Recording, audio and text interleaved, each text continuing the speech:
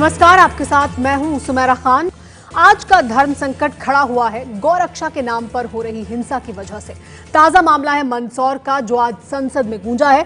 इससे पहले भी गुजरात के ऊना और हरियाणा के फरीदाबाद में ऐसी आपत्तिजनक गौरक्षक हिंसा देखी गई।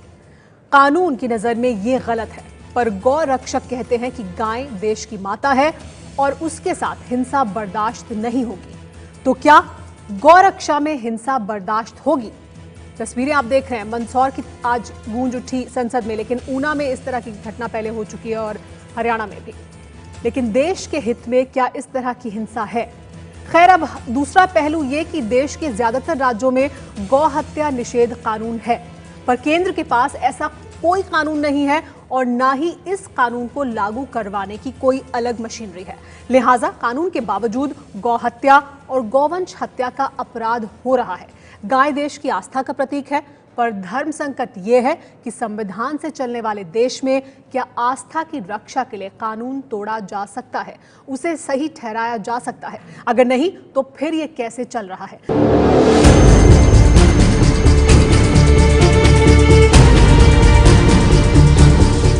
धर्म संकट में आगे बढ़े उससे पहले आपको बता दें कि आज संसद में क्या हुआ। कैसे गौरक्षा दलितों के खिलाफ बताई गई, कैसे देश के खिलाफ बताई गई और कैसे सरकार के मंत्री ने कहा कि हिंसा बर्दाश्त नहीं होगी। ये बयान आप सुने, उससे पहले आपको अपने मेहमानों से मिलवा दें। बीजेपी से प्रेम शुक्ला है, जो सत्ता में बैठी पार्टी का स्टैंड हमें बताएंगे। बीएसपी से सुधींद्र भदौरिया हैं, जो बताएंगे कि गौरक्षा दलितों के खिलाफ आखिर क्यों है। ये बताएंगे सुधींद्र भदौरिया, जो बीएसपी से है। समाजवादी पार्टी के अबू आजमी हमारे साथ मौजूद हैं, जो बताएंगे कि आस्था की गौरक्षा सांप्रदायिक क्यों हो जाती है। राष्ट्रीय गौरक्षा सेना के अध्यक्ष आशु मोंगिया भी हमारे साथ हैं, जो बताएंगे कि क्या हिंसा से ही होगी गौरक्षा। और उत्तर प्रदेश के पूर्व डीजीपी विक्रम सिंह साहब हमारे साथ मौजूद हैं, जो बताएंगे कि कानून के बावजूद क्यों नहीं रुक पाती गौ हत्या और गौरक्षा के लिए हिंसा कानून व्यवस्था का कितना बड़ा संकट है। बात शुरू करें उससे पहले आपको सुना दें आज गौरक्षा पर संसद में क्या कुछ कहा गया। रक्षा के नाम पर वहाँ पर जो महिलाओं के साथ बड़े पैमाने पर उत्पीड़न किया गया है, उनको पीटा गया है। पुलिस खड़े होकर वहाँ पे तमाशा देखती रही, भीड़ तमाशा देखती रही। और खासतौर से मुस्लिम महिलाओं को जो पीटा गया वहाँ पर, मेरे ख्याल ये बर्दाश्त करने लायक नहीं है। और खासतौर से मैं मिस्टर नकवी से पूछना चाहती हूँ, वहाँ पर आपके समाज की जो महिलाओं का उत्पीड़न किया गया है, आप खड़े होकर बताएं कि मध्य प्रदेश में गौरक्षा के नाम पर जो मुस्लिम महिलाओं का साथ जो उत्पीड़न किया गया है, क्या वो बर्दाश्त करने लायक है? गौ रक्षा होनी चाहिए, लेकिन गौ रक्षा होनी चाहिए, लेकिन गौ रक्षा के नाम पर बहाना करके दलित और मुसलमानों को टारगेट करने के खिलाफ है। ये हमारा कानून है। हम गौ रक्षा के खिलाफ नहीं है, let it be very clear, गौ रक्षा के खिलाफ नहीं है। लेकिन गौ रक्षा की आड़ में आप अगर अल्पसंख्यक को और दलितों को टारगेट करो, उसके खिलाफ है। हम विश्वास करते हैं कि देश संविधान से और कानून से चलता है, डंडे से नहीं चलता। और किसी भी रूप में, किसी भी तरह से हिंसा, किसी भी तरह की अराजकता कहीं पर भी हो, किसी भी राज्य में हो, निश्चित तौर से वो निंदनीय है और हम उसको किसी भी तरह से जस्टिफाई नहीं करते और ना हम समर्थन करते हैं। तो हमारे साथ मेहमान मौजूद हैं और शुरू करते हैं चर्चा धर्म संकट में आज के इस मुद्दे पर। हमारे साथ आशु मोंगिया मौजूद हैं, जो राष्ट्रीय अध्यक्ष हैं राष्ट्रीय गौरक्षा सेना से हमारे साथ हैं। आशु मोंगिया जी, सीधा सवाल और मैं सीधे जवाब की उम्मीद करूंगी, क्या हिंसा से ही होगी गौरक्षा? सुमेरा जी, पहली बात तो ये है कि हम लोग, हमारा देश भारत और भारत का संविधान, हम संविधान की इज्जत करते हैं, भारत के कानून की इज्जत करते हैं। हम संविधान के खिलाफ नहीं है और जो संविधान है, आपने राष्ट्र की रक्षा के लिए, अपनी गौमाता की रक्षा के लिए हम लोग हर तरह से अवेलेबल हैं। लेकिन हम लोगों को दिक्कत यहाँ आती है कि आप सब लोग और आज ये जो नेता लोग खुद गौरक्षकों को बदनाम करने के लिए खुद हमले करवा रहे हैं, वोट बैंक की राजनीति के लिए, क्योंकि यूपी पंजाब वगैरह में चुनाव आ रहे हैं और नाम लग रहा है कि गौरक्षक ऐसा कर रहे हैं। पहली बात तो इन नेताओं को खुद इनसे पूछे कि जब 6 लाख गायें कलकत्ता में बकरी ईद पर बंगाल में काटी जाती है तो उस समय ये लोग नेता लोग कहाँ चले जाते हैं? आप क्या कह रहे हैं कि गौरक्षा समिति या गौरक्षा सेना की तरफ से कोई हिंसा नहीं होती है? तो बैन के लिए सुप्रीम कोर्ट का भी जजमेंट है। आप हिंसा के विरोध में है ना, हिंसा नहीं होनी चाहिए। बिल्कुल, आज तक का रिकॉर्ड में कभी कोई हिंसा नहीं हुई है। दूसरा बिल्कुल बिल्कुल। और सुमेरा जी, दूसरी बात, पंजाब के अकाली दल के जो विधायक है बिल्टोहा से, उन्होंने अभी एक गौशाला को तोड़ा, भूमाफियाओं के साथ जमीन पे कब्जा करने के लिए 109 गायों को बूचड़ खाने भिजवा दिया। ये वहां के एसएसपी कहते हैं जी मैं एफआईआर नहीं दर्ज कर सकता, आप प्रकाश सिंह बादल से फोन कराओ या उनके बेटे से सुखबीर से बात कराओ तो मैं कंप्लेंट लूंगा। ये हालात होता है गोरक्षकों का। ये है कि गौशालाओं को तोड़ के गायों को बिना तथ्य के व्यक्तिगत आक्षेप यहाँ नहीं लगाएं। बूचड़खानों में तथ्य आपके पास हो, ऐसा कर रहे हैं, तथ्य आपके पास हो तो उन बातों को सामने रखें। मेरा सवाल आपसे जो था उसका आपने जवाब दिया, आप हिंसा के खिलाफ है, लेकिन इस पर मैं हाँ नहीं तो आप उसको लेकर पुलिस के पास भी जाइए, सामने भी रखिए। ठीक है, मैंने आपसे सवाल पूछा, आपने जवाब दिया, बाकी लोगों की राय भी शामिल करते हैं। हमारे साथ अबू आजमी भी मौजूद है समाजवादी पार्टी से, पंजाब में उसके बारे में भी बात करेंगे, उसके बारे में भी बात करेंगे। अबू आजमी साहब, ये जो गौ रक्षा और गौ हत्या, गौवंश की रक्षा का जो मुद्दा है वो सांप्रदायिक मुद्दा क्यों बन जाता है, जबकि वो आस्था और संस्कृति से जुड़ा एक मुद्दा है? नहीं, आस्था सबके लिए आस्था नहीं है। जिसके लिए आस्था होगी वो आस्था उसके लिए है। ये देश सेकुलर देश है, इसमें हर तरह के लोग रहते हैं। और अगर आस्था की बात है तो आज गोवा में जाकर क्यों नहीं ये लोग रोकते हैं? गोवा में तो सरकार बीजेपी की है, आरएसएस वालों की सरकार है गोवा में, और गोवा में बीफ बैंड नहीं है। आज ये अभी कह रहे थे कि 500-600 गौ हत्या हो रही है बंगाल में, वहां जाकर आप क्यों नहीं कानून बनाते? आप यहां पर आकर के इस तरह से, जिस तरह से जुल्म जाती हो रही है, अगर आप गाय को माता मानते हो तो औरत को क्या मानते हो आप? अशरफुल मखलूकात है इंसान। और औरत के साथ जिस तरह से पिटाई हो रही है, मुझे लगता है कि ये लोग चाहते हैं कि इस देश का एक और बंटवारा हो। एक बंटवारा हेडगवार जी और ये जो है हिंदू महासभा के लोगों ने 1920 के बाद जो देश में किया, एक बंटवारा हिंदुस्तान पाकिस्तान का हुआ, और ये चाहते हैं कि अब दलिस्तान बन जाए देश में एक और। नहीं, ये आप किस आधार पर कह रहे हैं अबू आजमी साहब? आप भी तो इस बात को बहुत आगे बढ़ा रहे हैं ना। बनाया गौ समिति बनाया है गौ रक्षा की, इनके हाथों में हथकड़ी लगे, इनको जेल भेज दिया जाए। नहीं, ठीक है, लेकिन आपका कहना है कि इस देश में ही अलग-अलग साहब जो आप लोग हत्या कराते हैं आपके ऊपर, आप लोग जो कानून का उल्लंघन करते हैं, आप लोगों को क्या किया जाए? आप लोग ये बताइए। नहीं, आप लोगों से क्या मतलब है? आप लोगों से जब आप लोग गाय के मांस का व्यापार कर रहे हो अबू आजमी साहब, आप मुझे ये बताइए, आप लोग ये गलत काम कर रहे हो? कंप्लेन करके बंद इस करा पर भी बात करेंगे कि कौन कर रहा है गाय का व्यापार, किसको हो रहा है मुनाफा, किसको हो रहा है मुनाफा, कौन कर रहा है गाय का कारोबार। लेकिन प्रेम शुक्ला जी, राज्यों में कानून है लेकिन राष्ट्रीय स्तर पर कोई कानून नहीं है। इस देश में अलग अलग राज्य हैं जहां पर अलग अलग तरह से इस पूरे मामले को देखा जाता है। तो एक समान कानून और सरकार इस पूरे मामले को लेकर गंभीरता से कुछ क्यों नहीं करती है? ऐसा लगता है कि बनाना रिपब्लिक बन गए, जिसका दिल चाह रहा है जो कर रहा है उसकी मर्जी, किसी की पिटाई कर दो, किसी को पेड़ से लटका दो, हत्या कर दो। देखिए, बनाना रिपब्लिक ये है कि आप जो है जहां कानून भी है उस कानून को नहीं मान रहे। एक आदमी दाऊद इब्राहिम का साथी इस चैनल पर बैठकर ये कहता है कि इस देश का हम बंटवारा कर देंगे, इनकी इतनी औकात हो गई। प्रेम शुक्ला जी, जो मैंने सवाल पूछा मुद्दे पर ही रहेंगे तो हम चर्चा कर पाएंगे। धर्म के नाम पर इस देश को नहीं, मैं जो कह रहा हूं आपको जो आपस में लड़ाई बात कर रहा हूं, उस पर बात करिए अलग से। अभी फिलहाल हम गौ रक्षा, गौ हिंसा की बात कर रहे हैं, उस पर रहते हैं। इस देश में जो कानून है उस कानून के पालन नहीं हो रहा है, और जो कानून आगे बढ़ाने की बात कर रहा है ना। अबू आजमी साहब, नहीं इस तरह से बात नहीं कर सकते आप। अबू आजमी साहब, अबू आजमी साहब, समिति लेकर के मारो। अबू आजमी साहब, प्रेम शुक्ला जी, इस तरह से कांड के अभी से बात किया करो, समझे? कर रहे हो आप भारत के संविधान से बात कर रहे हो, दाऊद इब्राहिम जो बातें कर रहे हो, या आप वही बात से बात कर रहे हो। वोट देना चाह रहे हो क्या सबको यहाँ पर हिंदुस्तान में? इस देश को बांटने की जो बात करेगा उसका क्या हालत होगी ये देश बताएगा। आप लोग मुद्दे पर बात करना चाहते हैं या नहीं? ये व्यक्तिगत आपको कोई लड़ाई करती है या आक्षेप एक दूसरे पर लगाने हैं तो उसके लिए कोई और मंच ढूंढिए। प्रेम शुक्ला जी, अबू आजमी साहब, प्रेम शुक्ला जी, मैंने जो आपसे सवाल पूछा उसका आपने जवाब नहीं दिया, लेकिन यहाँ पर नहीं करिए, ये व्यक्तिगत है। प्रेम शुक्ला उसी का छोटा आदमी है। प्रेम शुक्ला जवाब देखिए, नहीं ये उल्टी बात कौन कर रहा है? पार्टी बदली कर रहा है, ये चिरकुट आदमी मेरे से मेरी औकात की क्या बात करेगा? मुझे पता है कि इन लोगों का वॉइस बंद कर दिया जाए, यही बेहतर रहेगा, क्योंकि दोबारा से सीधा बात कर, औकात में रहकर बात कर। नहीं देखिए, मैं पहले ही आपसे कह चुकी हूँ कि बांटने की बात इस तरह से नहीं हो सकती है चर्चा। आप इस तरह का व्यवहार यहाँ नहीं कर सकते। राष्ट्रीय चैनल है ये मंच नहीं है इस तरह की बात करने के लिए। हम जिस मुद्दे पर चर्चा करने के लिए बैठे हैं उसी पर हम चर्चा करें। अबू आजमी साहब इस तरह के शब्दों का इस्तेमाल ना करें। प्रेम शुक्ला जी आप चुप रहें, मुझे नहीं तो आपकी वॉल्यूम डाउन करनी पड़ेगी। आप दोनों व्यक्तिगत ना हो प्लीज, हम मुद्दे पर चर्चा करते हैं। बिल्कुल मेरी आवाज और मेरे शब्द कृपया उस पर ध्यान दें, जो साथी बना रहे हैं कृपया ध्यान दें। ये दाऊद इब्राहिम के पूर्व साथी हैं कि नहीं है और पूर्व अभियुक्त हैं कि नहीं है? बहुत बौना आदमी है।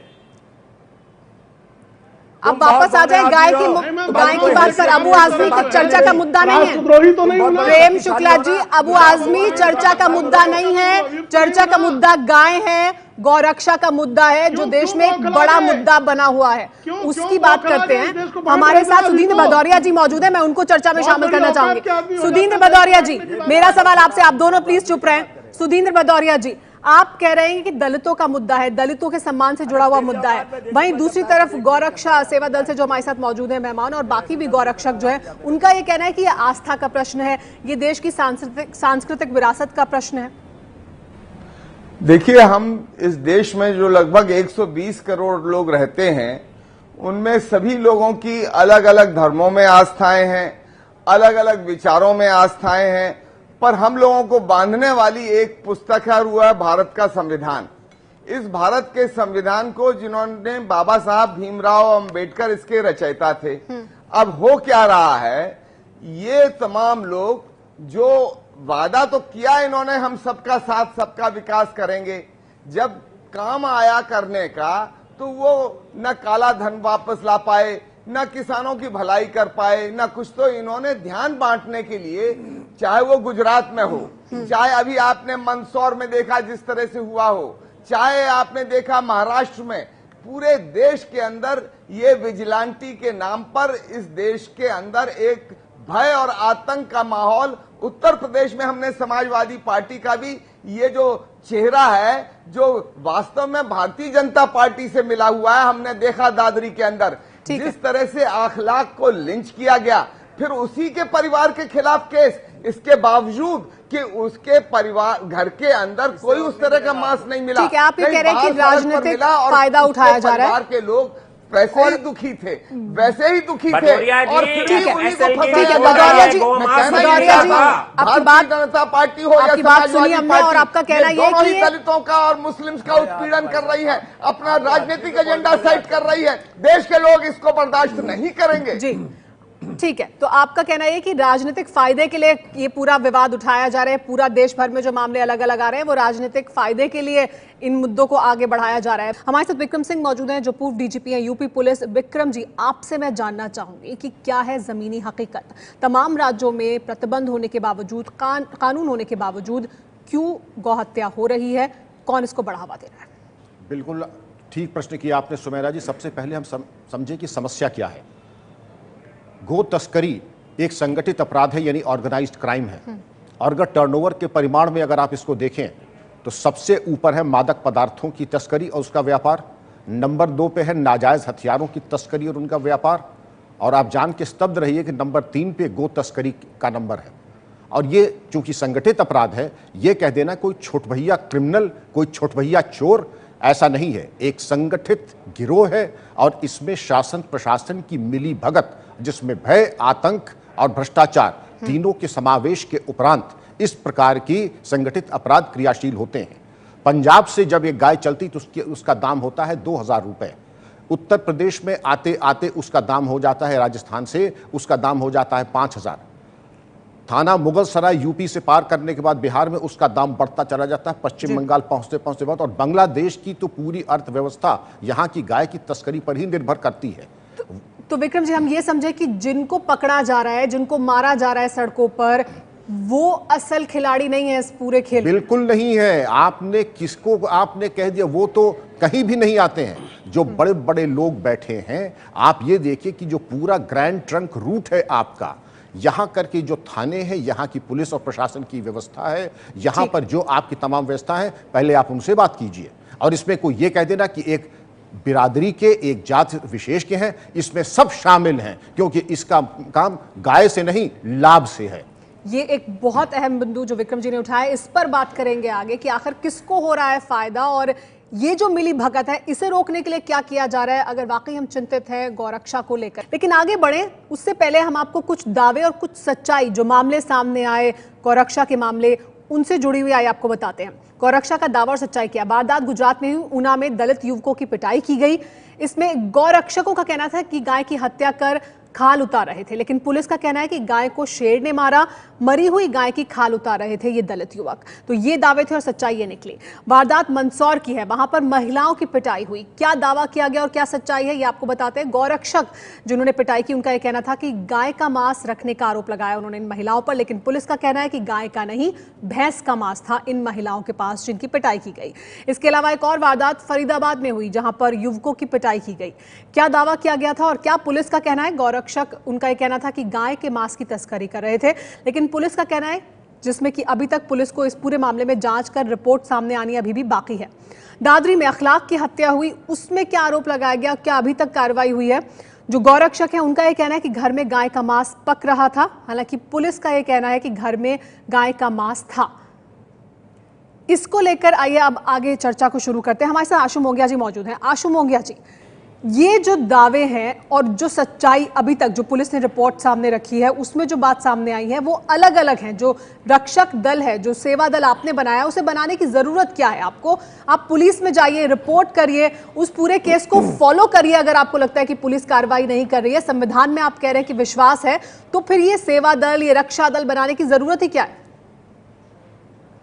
मैडम, जब पुलिस कुछ नहीं कर रही, जब नेता लोग अपने धंधे चलाने को, पैसा कमाने को बूचड़ खाने वालों के साथ मिले हुए हैं, तो हमें मजबूरी में अपने राष्ट्र की सुरक्षा, अपनी गौमाता, अपने धर्म के लिए, अपनी आस्था, अपनी संस्कृति के लिए राष्ट्रीय गौरक्षा सेना मुझे भी बनाना पड़ा। हम लोगों को आना पड़ा ग्राउंड में। हम लोग गौरक्षा कर रहे हैं। उन्होंने जो दावे किए हैं वो भी गलत साबित हो रहे हैं। चालू होते हैं पंजाब से लेके ऊना का मामला, मंदसौर का मामला, थाने हैं, सब में थानों में उसमें जो गौरक्षक है उन्होंने जो दावे किए वो भी गलत साबित हुए। गौरक्षा के कानून अगर है, आप ये बताइए, मध्य प्रदेश के अंदर कानून है, गौमांस का मामला आता है तो उसके अंदर में पुलिस हो रही है। यहाँ से राजस्थान से जितनी भी गो तस्करी हो रही है, लेकिन आप इसका जवाब नहीं दे रहे ना आशु जी कि भैंस का मांस था, गाय का मांस का, पिटाई कर दी महिलाओं की, ऊना में दलित युवकों की पिटाई कर दी, नहीं कर रही कुछ भी। लेकिन जो दावे किए गए, जो दल आप जैसे दल वहां पर काम कर रहे हैं उनके द्वारा जो दावे किए गए वो दावे भी सही साबित नहीं हुए। खुद का काम है, जो एक जान, ये नेताओं का काम है, ये गौरक्षकों का काम नहीं है। ये जानबूझ करके झूठे आरोप में पिटाई कितनी सही है? आप कानून हाथ में लेंगे। आंदोलन को आशु जी, जो मैं सवाल पूछ रही हूँ आप उसका जवाब दीजिए। आशु जी, इधर उधर की बात नहीं करिए, जो सवाल पूछ रहे हैं उसका जवाब दीजिए। तो आशु जी, नेताओं के खुद के काम है। झूठे आरोप में पिटाई करेंगे, कानून अपने हाथ में लेंगे, ये कहां तक सही हो सकता है? ये कैसे सही हो सकता है?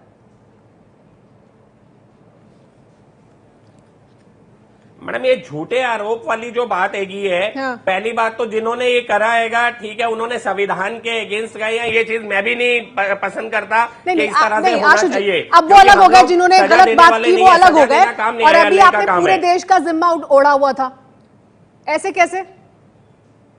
लेकिन दूसरी बात है मैम, वो दूसरी बात हो गई है, पहली बात हो गई, ऐसे नहीं होती ना बात। हमारे साथ विक्रम जी मौजूद हैं। माता की रक्षा के लिए विक्रम जी करना पड़ेगा। मैं तो हाथ जोड़ के लेकर आरोप लगा रहे हैं आशु मोंगिया, इस तरह के लोग जो झूठे आरोप लगा रहे हैं, पिटाई कर रहे हैं, उनके बारे में क्या किया जाना पड़ेगा? आशु जी, मेरा एक विनम्र निवेदन है, मांग कर रहे हैं तो कानून बन रहा है, तो कानून का इम्प्लीमेंटेशन नहीं है। हाँ जी, ठीक है आशु जी। आशु जी, मेरा विनम्र निवेदन है कि कानून इसकी इजाजत नहीं देती है कि हम अपने मनमाने तरीके से कानून की व्याख्या करें, मनमाने तरीके से उसका अनुपालन करें या करवाएं और जोर जबरदस्ती करें। हर जगह मोहल्ला डिफेंस सोसाइटीज होती हैं, हम लोगों ने भी क्रिएट की हैं, जहां कानून और आपकी अपराध स्थिति ठीक नहीं होती, आपसे सहयोग के लिए। लेकिन अगर अपने हाथ में हम कानून लेंगे, मनमानी व्याख्या करके खुद ही कानून अपने हाथ में लेके कार्रवाई करेंगे, ये अक्षम्य है और ये कानून इसकी इजाजत नहीं देता है। और जहां कहीं ये होता है, इससे पुलिस को प्रभावी कार्रवाई करनी चाहिए। ठीक है, अबू आजमी साहब, ये क्यों हो रहा है कि कानून हाथ में लिया जा रहा है? ये क्यों हो रहा है कि संसद में मुद्दा उठ रहा है और उसके बावजूद जो पूरे मामले हैं जिसमें पिटाई हो रही है, आरोप लगाए जा रहे हैं, देश भर में इस तरह के मामले सामने आ रहे हैं? ये सिर्फ और सिर्फ गुंडागर्दी और बदमाशी है अगर जैसा अभी कहा विक्रम सिंह साहब ने कि देश में संविधान है, कानून है, पुलिस है, अगर कोई व्यक्ति ले जा रहा है तो उसको पकड़ाइए, उसको सजा दिलाइए, कोई मना नहीं करता है। परंतु सिर्फ आस्था के नाम पर यह बेवकूफ बनाना है। मैं इनसे पूछता हूं कि गाय अगर मर जाएगी तो आप उसका अंतिम संस्कार करना ऐलान करिएगा, उसका अंतिम संस्कार करेंगे, आप उसको फेंकेंगे नहीं, आप उसको जलाएंगे या उसको दफनाएंगे, कुछ कानून बनाइए। दूसरी बात, अभी विक्रम सिंह जी कह रहे थे स्मगलिंग गाय की बहुत जबरदस्त तरीके से हो रही है, तो भाई बेचता कौन है? देख, किसान गरीब है, गांव का किसान मर रहा है, खुदकशी कर रहा है, बहुत बड़ी तादाद में सुसाइडल हो रहा है, वो बेचारा पालता है, जब उसकी गाय दूध नहीं देती, उसका बैल जो है खेती के काबिल नहीं रहता है, तो सरकार, ये जो आस्था वाले लोग हैं जिन्होंने बड़ी बड़ी टीमें बना के रखी हैं गौरक्षा के नाम पर, ये जाकर गाय खरीदे ना, उनके बैल खरीद के रखे ना उसको, और ये जो प्रेम शुक्ला जी उनको कहिए उसका गोबर साफ करें, वहां पे जाके उसका पेशाब वहां पे जाकर साफ करें। आस्था है ना, तो करें, खाली जबानी बात करते हैं। जब गरीब किसान बेच देता है, जब गरीब किसान बेच देता है, सुनिए बात सुनिए, पहले बात सुनिए, इस बार बोलिए, पहले बात सुनिए, बात मत करके दिखाए, अंतिम संस्कार कीजिए। आप गाय को फेंक देते हैं और ठीक है, प्रेम शुक्ला जी प्रतिक्रिया देना चाहते हैं। प्रेम शुक्ला जी, आपसे मेरा सवाल अबू आजमी जी, आपने अपनी बात फिर दोबारा मत करिएगा कि गाय को फेंक देते हैं अबू आजमी जी। आशु जी, आप चुप रहे कुछ देर के लिए, आपने अपनी बात रख ली है, अब दूसरा आदमी अपनी बात रख रहा है, उसे अपनी बात रखने दें। अबू आजमी साहब, आपने अपनी बात रखी। प्रेम शुक्ला जी, कोई केंद्रीय कानून अरे आइए ना, मैं दिखाता हूँ सड़क पर नहीं है केंद्रीय कानून, तब जबकि इस तरह के तमाम मामले सामने आ रहे हैं और इतना बड़ा प्रश्न है आस्था से जुड़ा हुआ। प्रेम शुक्ला जी, अरे काहे परेशान हो? 50 बैल और गाय मेरे इलाके की अगर आप इज्जत करते हैं, आप लोग आपस में चर्चा करने के लिए यहाँ बैठे हैं, हमारे जो दर्शक है उनके लिए आप कुछ सार्थक चर्चा करना चाहते हैं। प्रेम शुक्ला जी, मेरा सवाल आपसे कि कोई केंद्रीय कानून, कोई एक कानून पूरे देश में क्यों नहीं? मुझे इंसान में ज्यादा आस्था है, गांव में इतनी, गाय में इतनी आस्था नहीं। अबू आजमी साहब, चर्चा होने दीजिए, चर्चा होने दीजिए। सुन तो लीजिए। हाँ, अरे आजमी जी रुक लीजिए जरा। प्रेम शुक्ला जी, जवाब। देखिए, विक्रम सिंह जी ने बहुत अच्छी बात कही कि किस तरह से एक संगठित गिरोह है, उस संगठित गिरोह में जो चमड़ा घोटाले के अभियुक्त हैं, उन अभियुक्तों के भी अपने इंटरेस्ट हैं, इसलिए वो देश को बांटने तक की बात कर डालते हैं छोटी सी बात पर। और उसके लिए जो है केंद्रीय कानून की भी आवश्यकता है, तो उसमें सारे दलों को चर्चा करना चाहिए। और यदि जो है गाय जो है किसान बेच देगा इसलिए उसकी हत्या कर देनी चाहिए। बहुत सारे लोगों ने अपनी जो है परिवार के बूढ़े बुजुर्गों को भी छोड़ दिया है। बहुत तलाकशुदा महिलाएं इस समाज में हैं, तो क्या उनको हम जो है कत्लखानों में भेज देंगे? नहीं तो प्रेम शुक्ला जी, इसके लिए कानून क्यों नहीं बनाते आप? पहल आप क्यों नहीं करते? हाँ, कोई कानून यदि हाथ में लेता है, आप क्यों नहीं पहल करते इस तरह के कानून बनाने की, इस पर चर्चा शुरू करने की? जो कानून है उसको लागू करने की बात पर, कानून जो है उसको लागू करने की बात पर कुछ लोग इतना चीख चिल्ला रहे हैं कि देश बांट देने तक की बात कर दे रहे हैं। जिनको छोटा शकील का टेलीफोन आ जाए तो पैंट गीली हो जाती है, वो देश बांट देना चाहते हैं। किस बात पर? क्योंकि जो है अभी जो है कहीं पर अगर किसी ने कानून हाथ में लिया है तो उस व्यक्ति को जो है जिस किसी ने हाथ लिया है। लेकिन प्रेम शुक्ला जी, आपको विक्रम जी की बात आधी सही लग रही है, बाकी भी तो वो कह रहे हैं कि एक समाज के वर्ग को उससे नहीं जोड़ सकते आप। तमाम लोग उसमें शामिल हैं और तमाम प्रभावशाली लोग उसमें शामिल हैं, पुलिस प्रशासन उसमें शामिल है। उसको लेकर क्या कर रहे हैं आप? अब तो मामला दलितों तक पहुंच गया है। सरकार आपकी है, वहां से गोवंश तस्करी रुकवा दो। सुनिए प्रेम शुक्ला जी, आशु जी को सुन लीजिए, सरकार है, वो क्या कह रहे हैं। प्रेम शुक्ला जी, छत्तीसगढ़ में आपकी सरकार है, छत्तीसगढ़ से तस्करी रुकवा दो। प्रेम शुक्ला जी, छत्तीसगढ़ और गुजरात में रुकवा दीजिए। वो एक पूछ रहे हैं पंजाब से लेकर श्रीनगर तक गाय जा रही है। प्रेम शुक्ला जी, आपके एमएलए बैठे हैं जम्मू में, आप रुकवा दो वहां पर गोवंश तस्करी जो यहाँ से श्रीनगर तक जा रही है। प्रेम शुक्ला जी, सब जगह हो रहा है यही। गुजरात तक से 35,000 गाय जाती है, ये आपको भी मालूम है और ये सारे रिकॉर्ड में मालूम है आपके एक एक नेता के। किस सरकार से शेयर करें? गुजरात की सरकार से शेयर करें, छत्तीसगढ़ की सरकार से शेयर करें, पंजाब की सरकार से शेयर करें, हरियाणा की सरकार से शेयर करें, हर जगह हो रहा है ना ये। तो उत्तर प्रदेश कहीं भी इस तरह की बात है तो वहां कानून का अनुपालन किया जाना चाहिए, कानून का सहयोग किया जाना चाहिए। कानून का उल्लंघन करने वालों के कार्रवाई में हमको जो है कहने से नहीं होगा ना, कानून तो पहले से भी है, लेकिन अब इस पूरे विवाद का, पूरे मामले का पहलू बदल चुका है। बात अब दलितों तक जा पहुंची है और उसको लेकर आज मुद्दा उठा है संसद में। सुधींद्र भदौरिया जी हमारे साथ मौजूद हैं। सुधींद्र भदौरिया जी, अब ये पूरा मामला, ये तमाम मामले पहले से सामने आ रहे थे, किस तरह से हिंसा हो रही है गौरक्षा के नाम पर, लेकिन लेकिन अब दलितों से जुड़ गया है मामला और इस पूरे मामले को लेकर ये कहा जा रहा है कि ये दलितों का उत्पीड़न हो रहा है इसमें। देखिए, मैं आपको स्पष्ट कर दूं, और इस बात को पहले ही बहन मायावती जी जो हमारी राष्ट्रीय अध्यक्ष हैं उन्होंने कहा कि जब से 2014 के बाद से मोदी जी प्रधानमंत्री बने और उनके कई मंत्रियों ने इस बात को कहा, इस देश में कुछ रामजादे हैं और कुछ और जादे हैं, जो मैं शब्द नहीं प्रयोग करूंगा। तो एक खास अल्पसंख्यक मुस्लिम समाज को इन लोगों ने ऑस्ट्रिसाइज अलग थलग करने की कोशिश की, पर इन्होंने देखा कि देश में जो दलित समाज है वो भी जो है इनके साथ नहीं खड़ा हो रहा। तो उन्होंने पहले गुजरात में जिस तरह से उनकी पीठ को कोड़ों से बरसाया, यहाँ पर जनरल वीके सिंह ने हरियाणा में जो हुआ उसको कुत्ते से तुलना की, और फिर महाराष्ट्र और अन्य जगहों पर जो हुआ उसको मैं जाना नहीं चाहूंगा रोहित वेमुला के मामले पर। मैं इतना जरूर कहना चाहूंगा, अरे आप तो चिल्ला, आपको दाऊद गैंग और छोटा राजन, छोटा शकील, पता नहीं कौन कौन से गैंगों से जुड़े हुए लोगों की बात आप कर रहे हैं, हमको नहीं मालूम। आप जो है यहाँ पर गैंग वार कराना चाहते हैं लगता है। भाई देखिए, हम तो साधारण लोग हैं, संविधान में काम मानते हैं। आप तो यहाँ पर दाऊद इब्राहिम और छोटा शकील और पता नहीं कौन कौन से, आप पता नहीं छोटा राजन, पता नहीं भगवान जाने आप कौन कौन से गैंगों की वार यहाँ शुरू करा देंगे। हम सोच रहे थे कि आप प्रेम शुक्ला जी, गाय, गौरक्षा और उससे जुड़े तमाम मुद्दों के अलावा सभी मुद्दों पर चर्चा हो रही है, हर मुद्दे पर बात कर रहे हैं। इससे कोई अच्छा संदेश नहीं जाता, क्योंकि सुनने के लिए बैठे हमारे दर्शक। आप क्या कहेंगे, जिम्मेदार पार्टियां और उनके प्रवक्ता, उनका क्या पक्ष है, ये हमारे दर्शक सुनना चाहते हैं, तो उस पर ही चर्चा करिए ना। बहस में नहीं हिस्सा ले सकता। हाँ, ठीक है, आप लोगों ने कर ली बात। हमारे साथ विक्रम सिंह जी मौजूद है। विक्रम सिंह जी, मेरा आखिर में आपसे सवाल कि समाधान क्या है? जी, मैं एक वाक्य में अपनी बात समाप्त करूंगा। स्वामी विवेकानंद का विशिष्ट स्थान है हमारे संस्कृति में और धर्म के मार्गदर्शक, धर्म और आध्यात्मिक जीवन में। बंगाल में जब अकाल पड़ा था, 9 लाख लोग मर गए, तो कुछ गौ सेवक उनसे गए, उन्होंने कहा हमें गौ माता की सेवा के लिए कुछ चंदा दे दीजिए।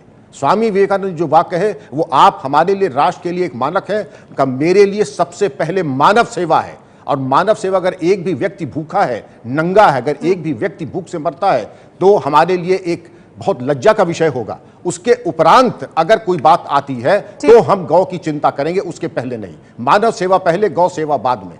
जी, हम उम्मीद करते हैं कि हमारे दर्शक और सभी लोग इस बात को ध्यान से सुनेंगे कि गौरक्षा से पहले मानव रक्षा है, लेकिन गौरक्षा से भी जुड़े जो तमाम अहम मुद्दे यहाँ पर उठे कि किस तरह से उसमें लोग शामिल हैं, एक बड़ा रैकेट शामिल है, उन पर निशाना साधने की जरूरत है अगर हम वाकई गंभीर हैं गौरक्षा को लेकर। आप सभी मेहमानों का बहुत बहुत शुक्रिया इस पूरी चर्चा में हमारे साथ जुड़ने के लिए।